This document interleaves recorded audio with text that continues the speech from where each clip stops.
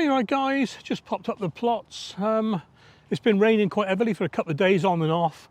There's more hut and blight alerts coming my way, so I'm going to give it a quick spray of the old JBA Blight Guard. No affiliation, by the way. I just think it's a bloody good product, you know. It works for me. If it works for me, fantastic. A few of you, or quite a few of you, have been asking, am I giving up gardening? No, I'm not giving up gardening. I'm not giving up filming gardening. But the thing is, now, the way I do my gardening, you know, no dig, straw bales, there's not an awful lot to do at this time of year apart from harvest and a bit of weeding.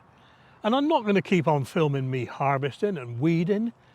I'm not going to make videos just for the sake of making videos, you know what I mean?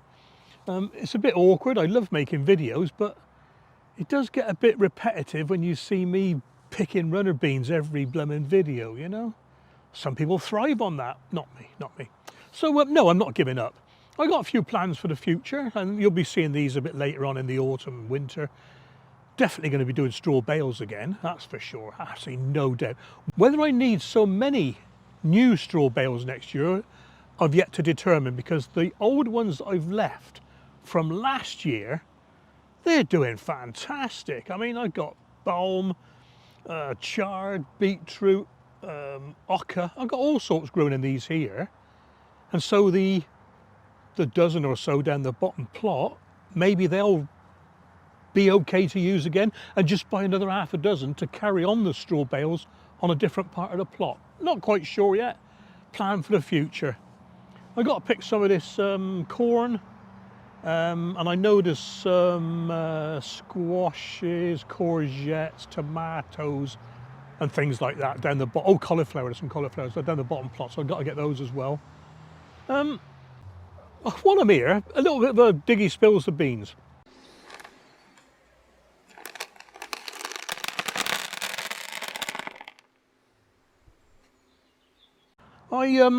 Excuse me, I got a fly in my eye. I mentioned about this new thing on YouTube called hype.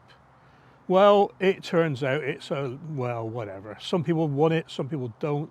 A lot of creators are saying it's going to sort the wheat from the chaff even further. How it works is you look at a video that's been made within the last week, you swipe the comments to the side on your mobile. It's not on desktop, it's on tablets as well, I think, and you can hype it, and what it does, it gives that video points. Now, the lower subscribers you got, the more points you get. So if you did one of my videos, for example, and I'm not encouraging you to, I might get 2,000 points. If someone's got 50,000 subscribers, they'll get 350 points. And what it does, they think it's going to level the playing field, and it'll put all the smaller channels, and they say smaller channels under 500,000 subscribers, yeah, right, it'll give them more of a boost. And it puts them onto a leaderboard per country. So there's a UK leaderboard with 100 videos down it from the previous 7 days. And I'll tell you what, I scrolled down it this morning before I came out, and there's not a single video on there that I'd watch. They're nearly all gaming, and I wouldn't even say lifestyle, some of them. They're sort of these latest viral videos moaning about this and that, you know? I don't think they're ever going to catch on for cooking. There's only one cooking video on there, and it's not really cooking, it's just discussing spam you can buy at Aldi, for example, you know? So, yeah, I don't know. I've already seen a few channels asking you to please, please, please, hype my video, it will give me a boost. But looking at the YouTube notes about it all, it doesn't affect the proper algorithm. All it does is put you on the leaderboard. YouTube is no way going to boost those videos onto its main algorithm, you know? So it's a bit of a weird one, and in the pipeline, there's 2 countries, India and I think it's Brazil, they're trialling paying for hyping. So I got another blooming fly flew at me. And so you can bet that that's coming to the UK pretty soon. Donate 50p, or knowing YouTube $2.99 to hype this video. So basically it's going to be a pay for promotion type thing, which there already is, a pay for promotion. You can pay to have your videos get more subscribers, get more viewers, or you can promote a website on Google Adverts. To me, seems a bit like pure desperation. If you've got to pay someone to watch your videos, they're not worth watching, are they? says it all really. Anyway guys, that's my little rant over with for now. Right, I got 7 cobs, I think it was 7 cobs off those Chinese white corn. They're from Ali over in Canada. I find a little bit too, a little bit not sweet enough to use as buttered corn on the cob, so I'm going to cook with them, and I got a couple of dishes planned for them. Chowder and a soup, maybe. We'll see, that's for the future. All right, that's the corn harvested, 7 cobs for now. There's at least 4 or 5 left on there, but they're bright green still, and the silks haven't gone brown yet, so they're still ready for pollinating. Okay, down to the bottom plot. Well, I'm not saying we've had a bit of rain, but that is full up. What's that? Let's have a look at the top, hang on. 40 millimetres. Cool. And believe me, we needed it. And here we are, down with a quick haul from the bottom plot, the frog and toad plot. A couple of collies, I can't remember the variety, so I'll let you know. Some Soleil courgettes, a couple have gone over there. An Albarello courgette, which has got a little bit big. Not too big, I think, but it will be okay for cooking with. Some San Maranzo tomatoes in the middle there, and a couple of flame tomatoes on the end. And that one's quite big, actually. It's a good beefsteak one. That was nice in the taste test, so I'll probably use the big tomatoes for cooking with. I'm not planning on having any burgers in the near future, and they'll be gone off by then anyway. Well, you're right, guys. When I said there's not an awful lot to do, what I mean is there's not an awful lot to do on my allotments. You know, there's still things to do around the house.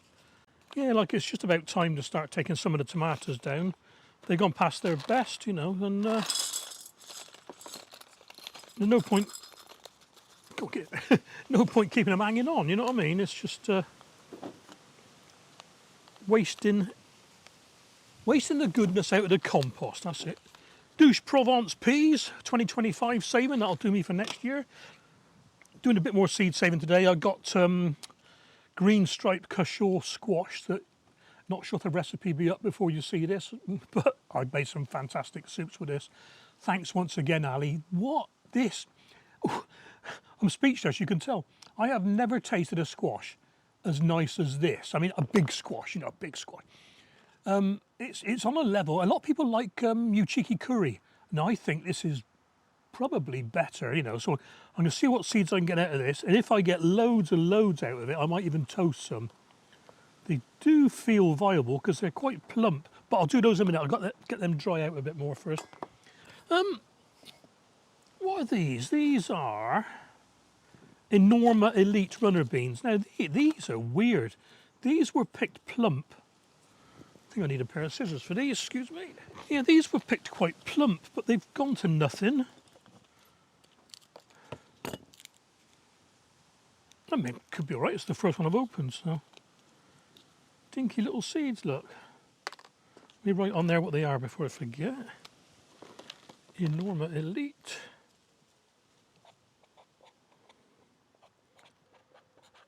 I might save a few more runner beans, but as you know, I got my gallows on the allotment and it's got 4 different types on it.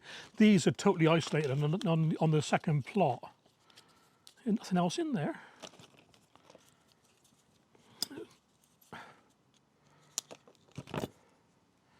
They're still a little bit rubbery. And they aren't going to grow, are they? I don't want to bother keeping them. This is the biggest one. I've got more to save yet. I've got more to save of this, so I'm not overly worried.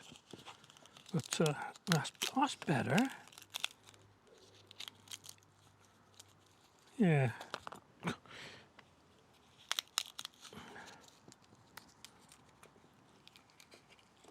Oh, come on. Yeah, they're more like runner bean size, aren't they?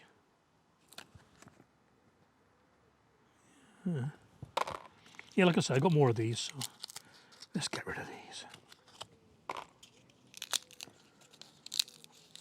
Go on. Right, these can go. These shells can go in the composter. I've got a few more that I've done. I'm still progressing these. They're not gobstopper. They are Blue Lake French beans. And I've got some pea beans for next year as well.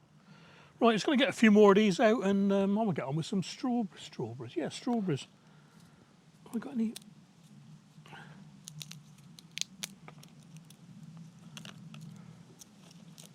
Might let these dry out a bit more actually. Grab a pot to put the bits in, there we go.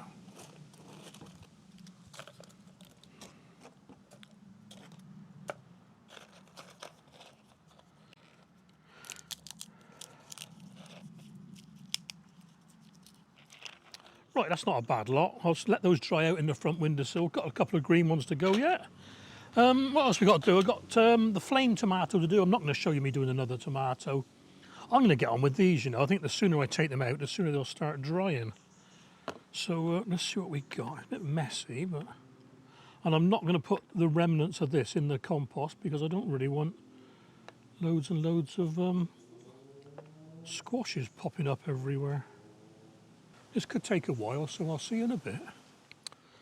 That'll do. There's more than enough there. There's got to be one or two viable ones.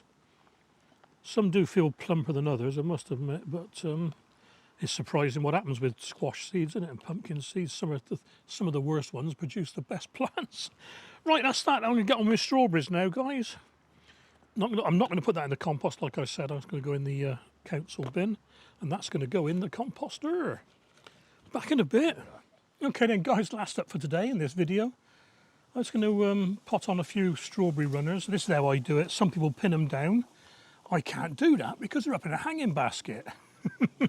So what I've done quite successfully for a couple of years, I just cut them off like this, dib a little hole, poke them in and firm them in. And you know, that, well, in fact, it is quite a successful way of doing it for me. So I just want to find the best ones, you know what I mean? I don't need the dibber, do I? Digwell's Lego dibber. Yeah, so I'm going to cherry pick the best ones. That's a nice looking one. Yeah, I'm waffling. Yeah, just stick them in. And in a minute, I'll give them a good watering. No idea what strawberry this is because its name has disappeared over time. It was one that was in a hanging basket, and I never saved the name of the blimmin' thing, did I? Whatever. Can't see it, but some of these have got little tiny roots on already.